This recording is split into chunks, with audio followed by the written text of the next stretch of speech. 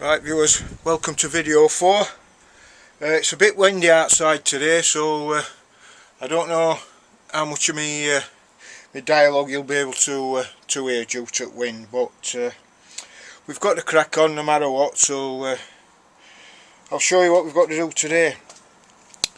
Well, what's happened, previous bloke who's attempted this is drilled through with drill, but instead of using a spot weld drill, he's gone all the way through with a drill. So I've got to fill all these holes in with weld before I can fit that top panel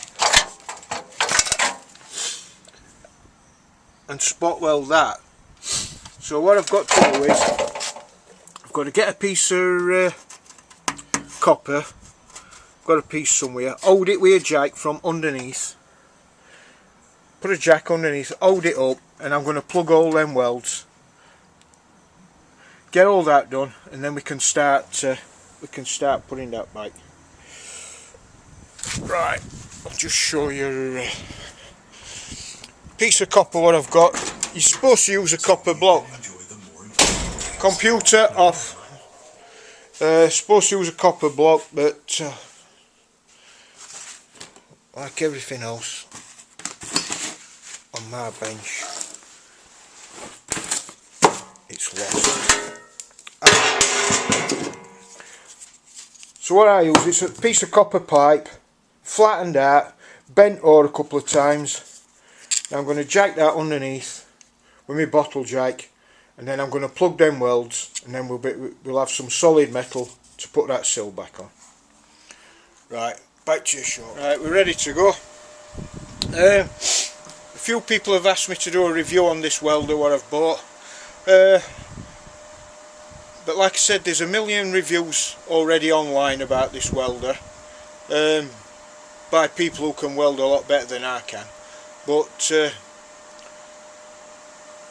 there's not much I can say about it other than up to now it's been a great welder. The thing is, it comes with the gauges that it comes with are for organ bottles, and as you can see I use CO2 bottles.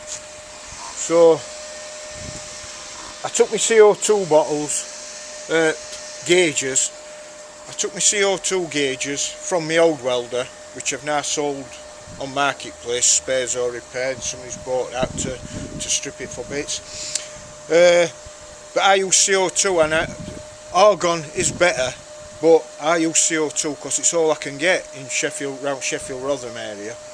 CO2 is dead easy to get hold on, but argon is really hard to get hold on, and it's expensive.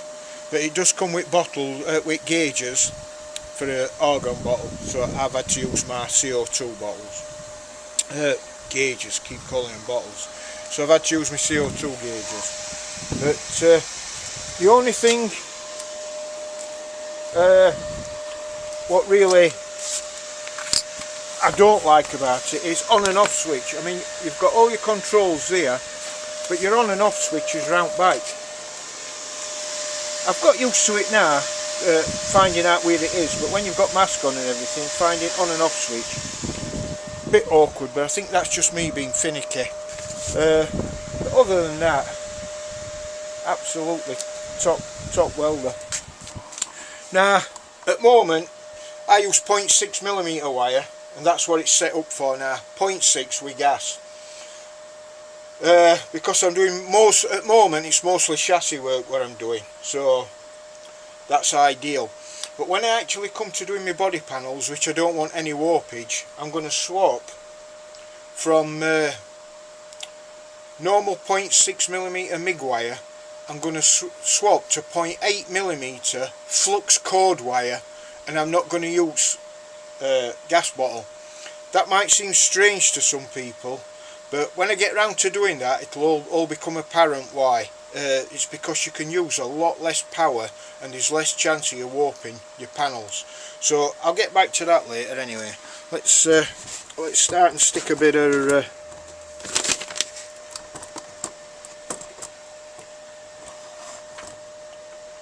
see if we can't stick a bit of metal together.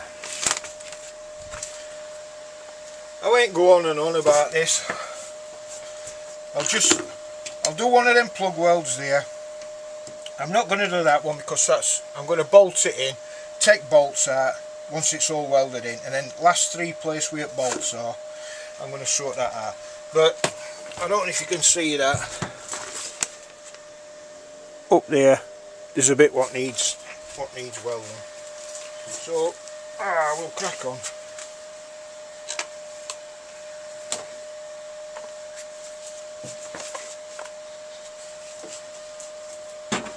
So this is first of my plug welds. I've got to build this up first.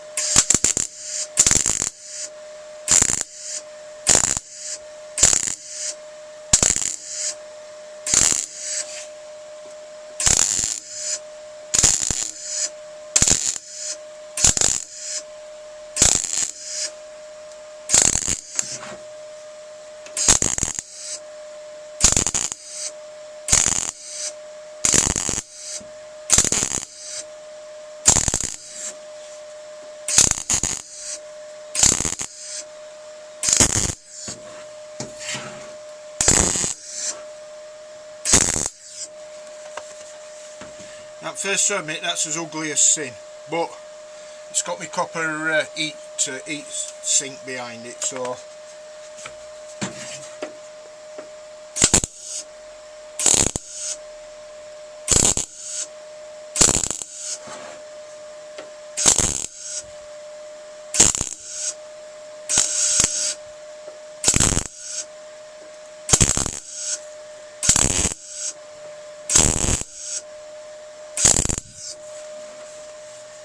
I'm going to dress them back and then sit that outer panel up top.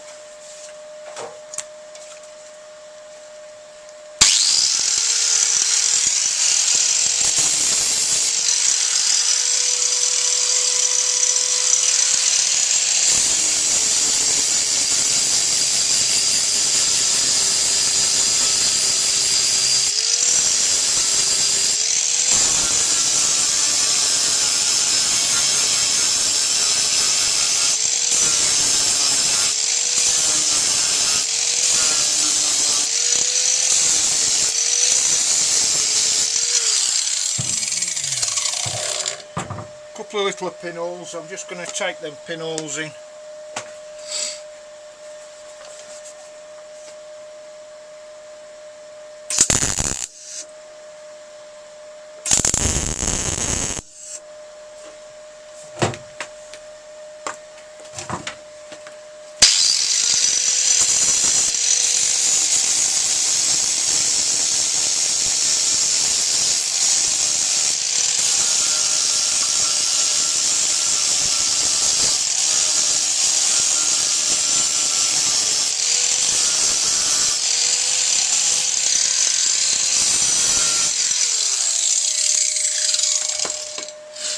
One more I've missed.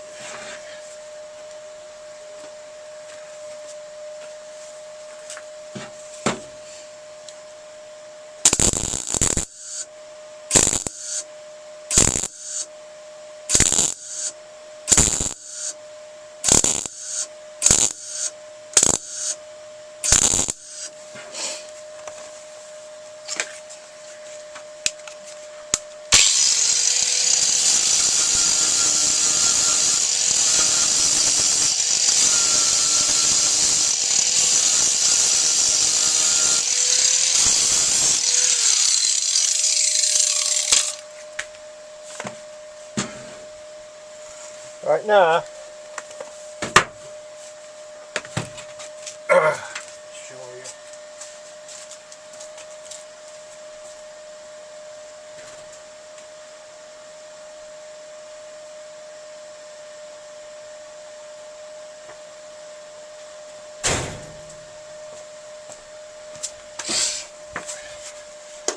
There's a crack all the way down there once welding in. It's a crack all the way down there. Well, it's not a crack, it's just a join what wants welding. That wants welding, and I might fill them 2 screw holes in while I've got welding iron out.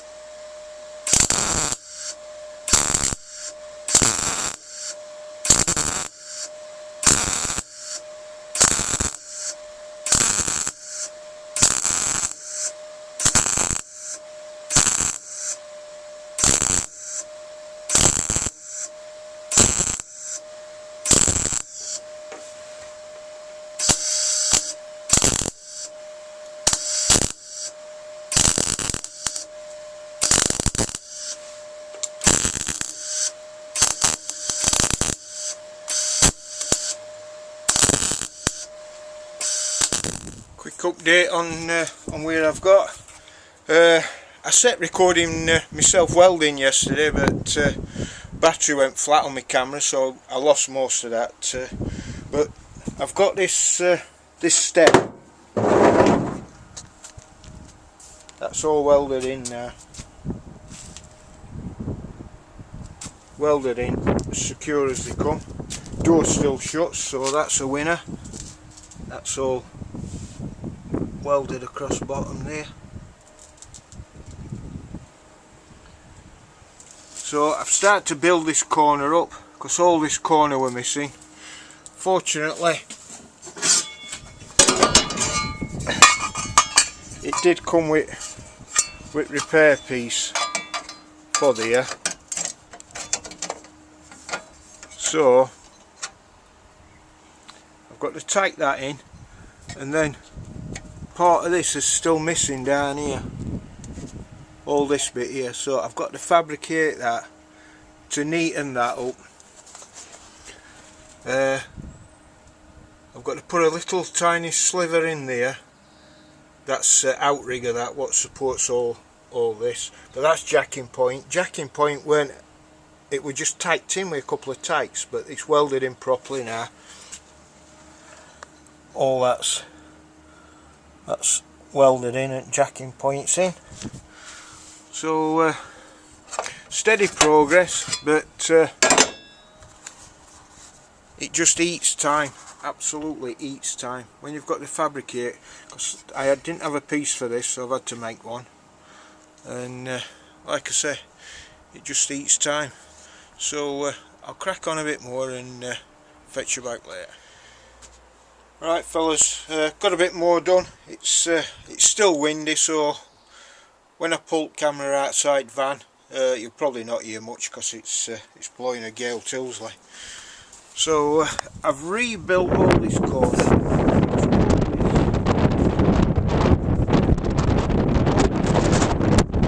It's not parts available, so I've had to build all that myself. But it's come on alright. I've got these two panels ready to fit in next time I get a minute. I've just got a closing panel to make for there to back up to panels that's on the front. That sliding door rail's in and welded in there. That door's been off more times than I care to remember. But I also found out when I was having a look round the other day, one of the springs were broke. So I've put a pair of springs on. They're original shocks. I've just given them a lick of paint, put them on wire wheel, cleaned all the loose rust up, and give them a lick of paint just to freshen them up. But it's had a couple of rear springs. It was this side what were broke, and I've done the same here, cleaned that shocker up, get it a lick of paint. But that nub in there had actually, it sits on a plate, it had actually broke off. And I looked on eBay how much they are, and for plate with nub on, 40 quid. I weren't paying that, so I've made one up, and up tonight it's doing a sterling job, but it's not been on road yet. But yeah, so I used a bit of exhaust pipe, which just happened to be the same diameter as nub there, which is what had broke off on the other side. So fortunately I got a bit of old exhaust pipe left, welded a washer on top, and that was that. Job and done. So it's slow progress, but there are more jobs ticked off my list. I'll get back to you when I've sorted that front wing out and that closing panel.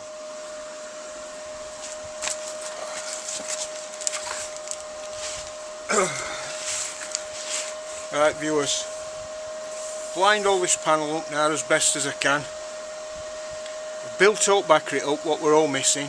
I showed you that earlier where I'd tacked all them plates in, made all that solid. Now we're going to take this piece in and that piece, and hopefully it'll look something like a wing again.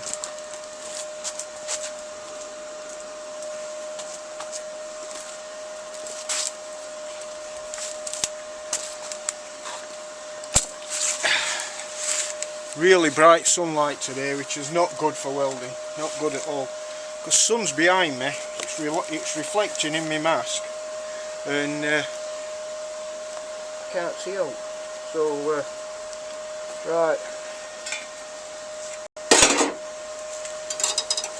we'll have a go at tacking this thing.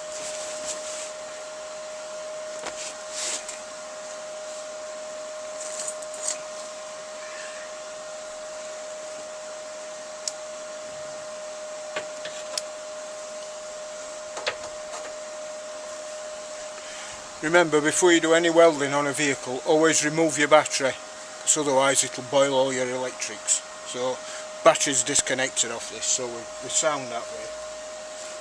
Right, there's all my crap.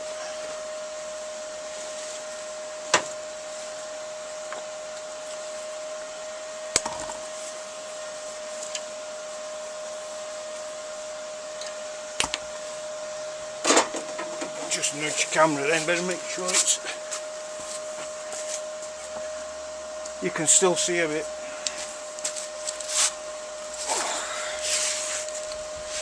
Not got a right lot done this weekend because went to Manchester to see Hollywood Vampires last night. Well, we went for a weekend, like absolutely brilliant weekend. So yeah, I highly recommend Manchester if you fancy it, a night out. Excellent. Right, let's have a go at tacking this thing.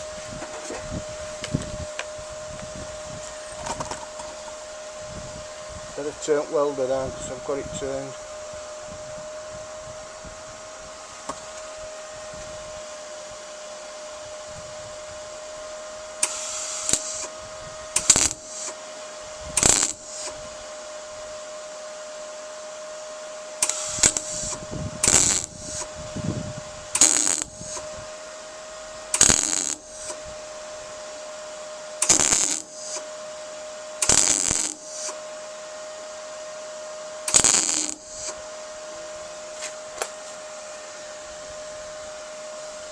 That's a bit more power.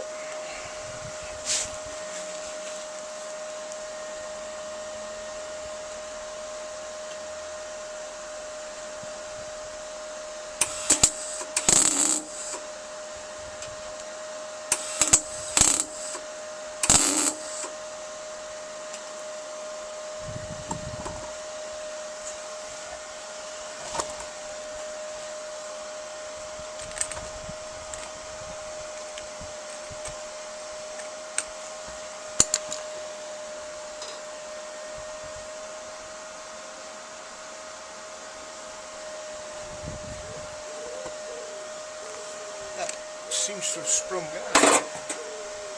Marvellous, isn't it? As soon as you put clamps on, everything moves. Everything with them like that. Here we go.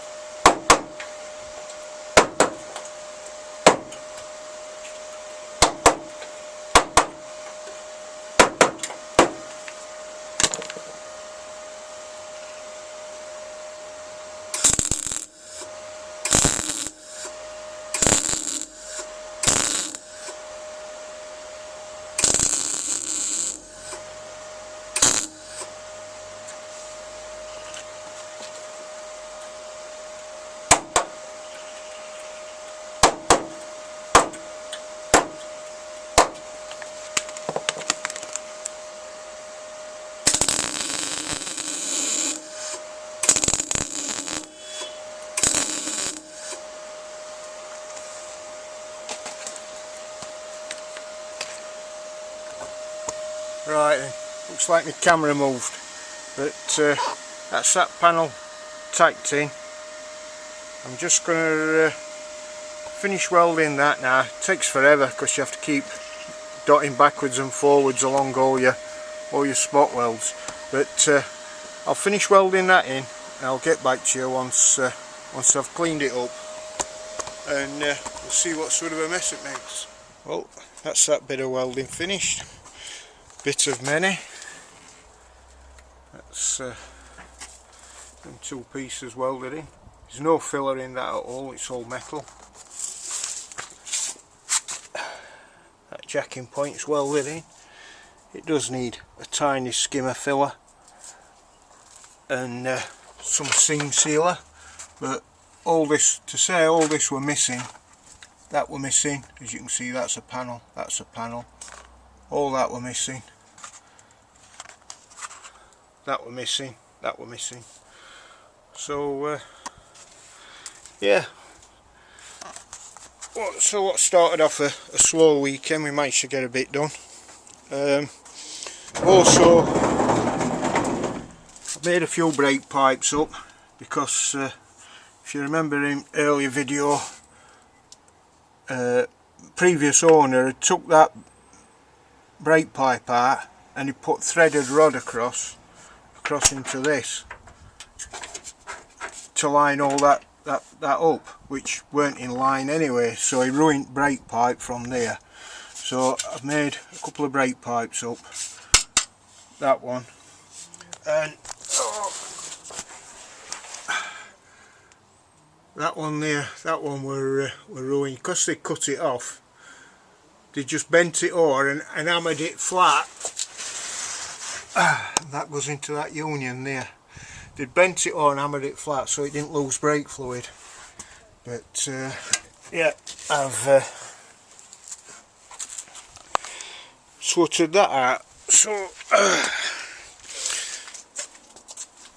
I don't know how interested you are, but if you give me 5 minutes, I'll show you how to make a brake pipe up. So I'll go and get my tackle together. A lot of people are scared of making brake pipes up, but it's really straightforward. I'll show you how I do it, and I'll show you the kit I've got, and I'll just show you a few do's and don'ts. But I'll get back to you in a minute when I've got my tackle set up. Right, brake pipes. This is kit what I bought. Everybody buys these. They're on eBay. They are relatively easy to use, but results aren't great, it has to be said. They're dirt cheap, these, and you pay the price and that's what you get. I think these are about 12 quid, 15 quid, something ridiculous like that. But my advice is, if you're going to be making your own brake pipes, pay a bit extra and buy this. It don't look half as impressive as this. It only comes with 2 pieces. You get that and you get that. That's all you get. And for money, I think these are about 27 quid, something like that, 25, 27 quid. And these quality of flaring, what you get compared with these, is loads better. So when you're making a brake pipe up, as you'll all know, you buy brake pipe in lengths. You have to make your own. You can get a pack of different ferrules, what you need, but this particular van uses this sort. Now there's 2 different kinds of flare. There is a special word for them, but I'll be buggered if I can remember what it is at the moment. So this is a bit of leftover pipe from what I've just took off at van, and what they'd done is, I don't know if you can see that, they just bent it and rippled it to try and stop that leaking. But what I'll do is I'll just cut this. This comes with that kit. This comes with that kit, but that's the only good thing out of that kit, so I've kept that. And this is other kit. I forget to call these. These are called brake flaring tools. So I'll just whip this off here. So we've got a bit of fresh metal to work with. Doesn't take long. My bench is wobbling all over. This is going to be a right shambles of a video, this. It's a bit all over the place, this video. I think this is video 4, and when I've done this I'll call this an end to video 4. Right, so we've nipped that off. That's a bit shy. So, well, you can pull that out to clean that out. So you can buy them from any plumber's merchant. It's only a pipe cutter. So we'll forget that. But this one comes with cleaner out of there. You just, on your cut end, you put that on, and there you go. So you put that on your pipe, making sure you put it on right road round, because if you put it on that way around, it's not going to work. So it goes on that way. Now, the way this one works, that bolt there is only a stop. So, spanners are missing. 10mm spanner.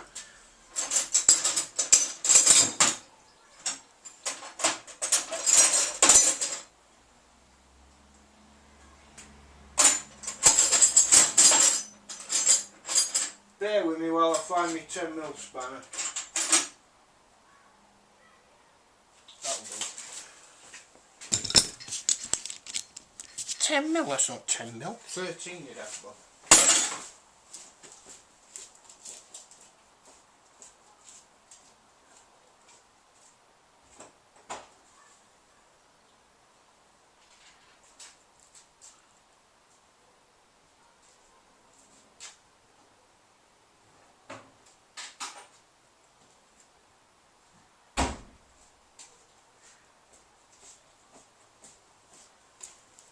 I'm not kidding, 10mm spanners are like 10mm sockets. I can never find the damn thing.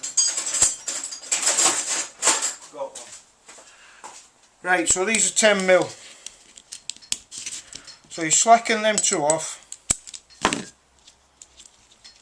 Like that. Don't forget, that one only has to be hand tight, that's a stop.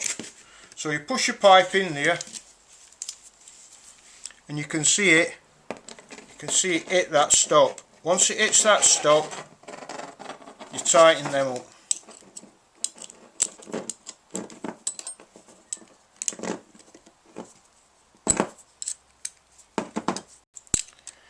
They have to be fairly tight, because otherwise when you come to flare it, it'll just push pipe back. It don't have to be mad tight, just a good nip. Then you take that one out. And this is the bit what actually does work. Now on these vans, it's got up one, so for these you only need up one. That gives you a concave, no, a convex end to your pipe, which is what you need. If you need an up two, which is a concave, you do up one first, and then you flip that round and do it other way. So, and that gives you opposite to what you need there. So right, first thing we want is up one.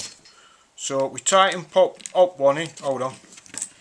You want a bit of grease on first. If you want a good flare, put a tiny bit of grease on. You don't have to be a mad grease, just tiny little bit of grease like that. That just helps it flare over. Then you screw that in, up one, pointing in, up one, and then you nip that up with Greedy Boy spanner. So you just gently tighten that up until that hits that.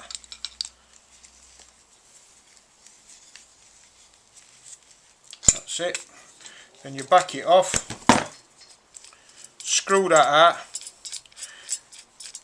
Now if you needed other one, if you needed concave one, you turn that round and put that in for up two, and that would give you your opposite flare to this one.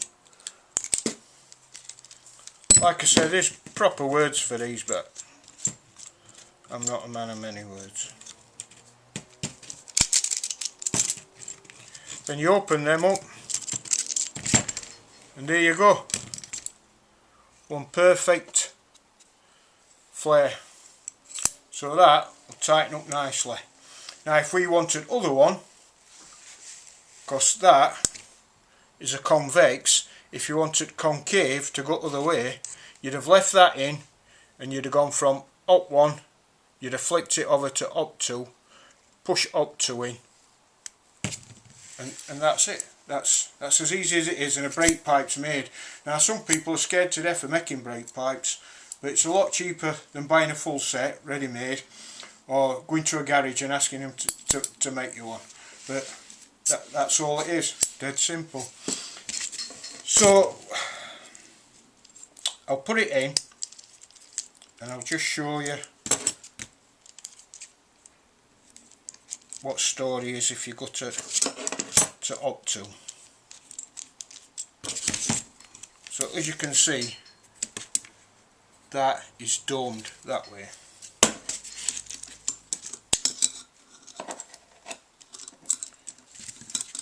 So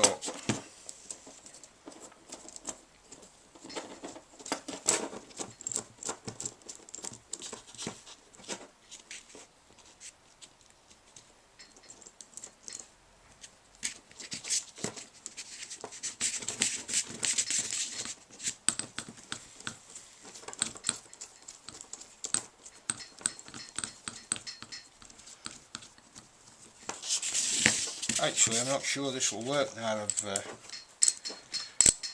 I've took it out. Rocking table here now. Right. So we've done as up 1 that way.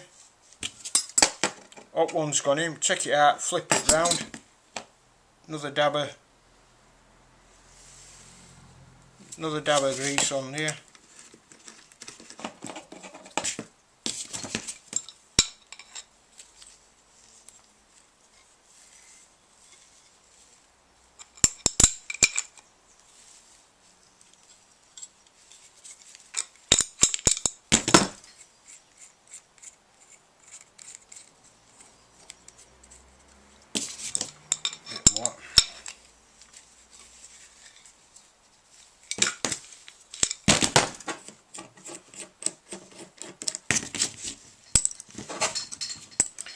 Yeah, so this kit is called Black Line kit, and compared with other kit you get a lot better flares. And there you go. If you look at that one, you have now got a concave, not a convex. That's a concave fitting. So either way, you've made yourself a brake pipe. So if you just want to have a go at making your own brake pipes, I highly recommend this kit, Black Line one. These cheap kits, you look fancy and the fancy holders and one thing and another, all nice and shiny and all bells and whistles, but flares what you get on them compared with Black Line sharp. So just a bit of advice, you don't have to listen to me, I'm just trying to help you in a long way if you decide to go down that road. So it's been a bits and bats video, this one, but we've got a bit done. I'm going to call this an end to video 4, and I'll see you in the next video. Thanks for sticking with me. Next vid.